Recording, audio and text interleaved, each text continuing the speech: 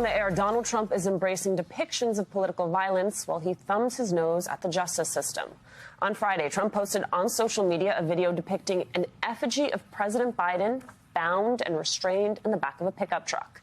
That truck is emblazoned with the words, "Trump 2024.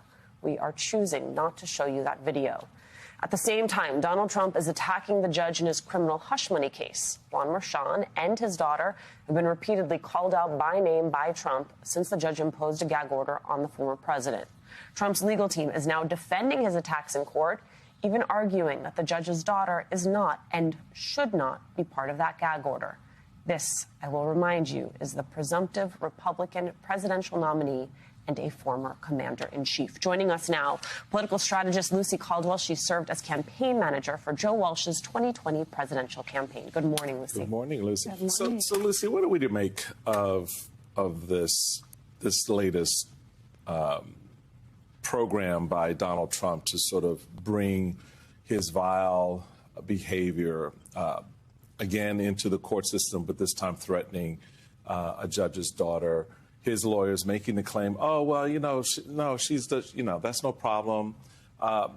Is there any connection that you're hearing from people in Republican circles that this is a problem, that the potential for violence is there, particularly given how rabid some of Donald Trump's supporters can be at times? I think that depends on what we mean by Republican circles. What does it even mean to be in a Republican circle anymore? Yeah. Is it people whose background is like yours or mine, Michael? Or is it people like the deranged cult members that champion this kind of language, that champion language like American carnage, that like talking about killing shoplifters, that applauded last week when he said that it would be a bloodbath if he was not elected? Donald Trump has a very high ceiling, very high floor, of these people who've just helped him just run away with the nomination. He has a very low ceiling. And so while he's not doing things like working to appeal to moderates or, reconnect with people who didn't vote for him in the primary, he's doubling down in violent language that is sure to continue throughout this cycle. And in that vein, the attacks, independents that turns them off a lot. I've talked to a lot of them. You've probably talked to a lot of them.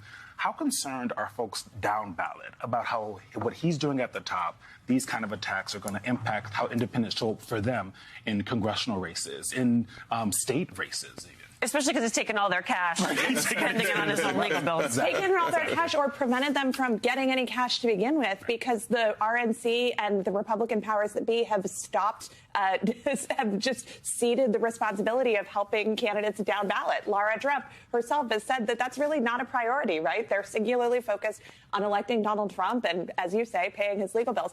It is really tough for those Republican members of Congress in particular. There are almost 20 of them. I think there are about 17 of them who are Republicans who were reelected last cycle or elected last cycle, but who are in districts that Joe Biden won. And those congressmen and women are very, very vulnerable. And so you're seeing that a lot of them are trying to figure out what's the right song and dance to do in terms of endorsing Donald Trump. Some of them are people who have primaries next month, like Brian Fitzpatrick in Pennsylvania. He has tried to thread this needle as a moderate. Is he ultimately going to throw his lot in with Trump? He knows exactly that phenomenon that you're talking about. And how does someone like that get through a primary where he is being primaried by a person who is an extremist, who talks the way Donald Trump talks, while still thinking about, in a state like Pennsylvania, very swingy, how does he, in that Bucks County district, then turn around and say to moderates, hey, this isn't my jam. I do want the support of independents, while also not completely alienating that rabid Republican base. It is 8 in the morning, and so it is like I don't want to sit in the Donald Trump attacks for too long because they are so ugly and so vicious and so unbecoming this early in the morning or at any time of day. But I also want to be clear that the stakes could not be higher, right? And that even though we've become accustomed to his calls for political violence, it should never become normalized. I don't know if you remember Judge Esther Salas when she was on with Nicole Wallace talking about a sort of misogynist who came after her and ultimately killed her son. She's been doing a lot of work to make sure that judges' personal information is not readily available. But she was very clear about what is at stake in the moment. I want to play a little bit of that sound. How do you fix sort of the political culture so that there's a political punishment, not a political award, when a prominent figure like Donald Trump attacks the judge who will have his case? I think at the end of the day, we can start changing the way we give that news, how we cover it, how we talk about it. I like to think, I read a book called The Four Agreements. I don't know if you ever done Miguel Ruiz, and it talks about the rules, but the first rule is be impeccable with your word. And I try every day to be impeccable with my word. What does that include when that happens? What does that look like? I mean, like I think about what I'm going to say before I say it. And the consequences. Everything. Imagine that. That is something. That concept is way above Donald Trump's pay grade, or I think intellectual capacity, because he's a visceral animal politically and in business. I mean, he feels that what he says is truth, and I think that is part of the problem in this environment. Is he thinks it's truth what he's saying. The court system wants to give him the latitude that it would give folks out there to, not stifle their free speech. But he has shown his capacity to not give a damn about that. And so it still amazes me how much the system bends itself over backwards. You have, Adam Reese and Lisa Rubin and Zoe Richards published on Friday. Tuesday's order did not mention 𝑻𝑹𝑼𝑴𝑷 and his family members, a loophole that Trump seized on Wednesday.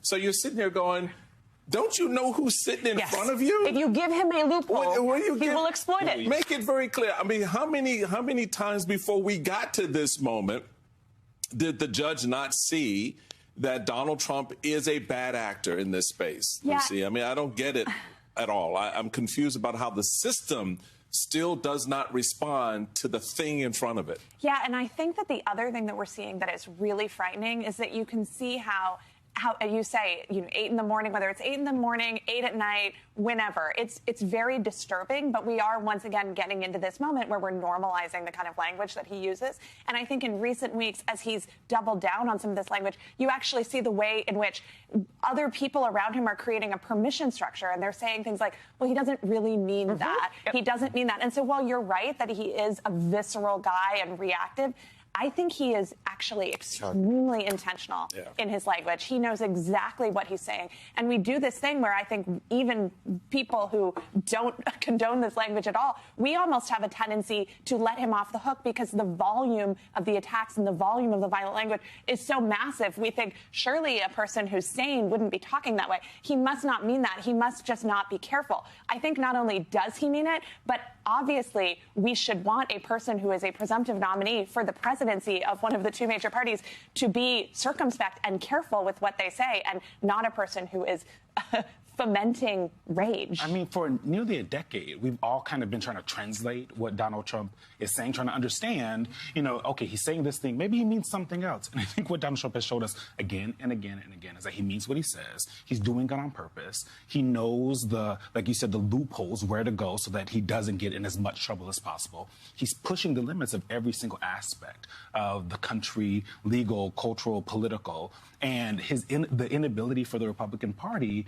to find a way to stop that, and more importantly, finding ways to prop that up. You're talking about folks who, even with the 2020 election, you have people who didn't say like the election was stolen, but say, yeah, there's irregularities that we're all worried about. That's what he's talking about. And Donald Trump's like, no, it was stolen. That's what I'm saying.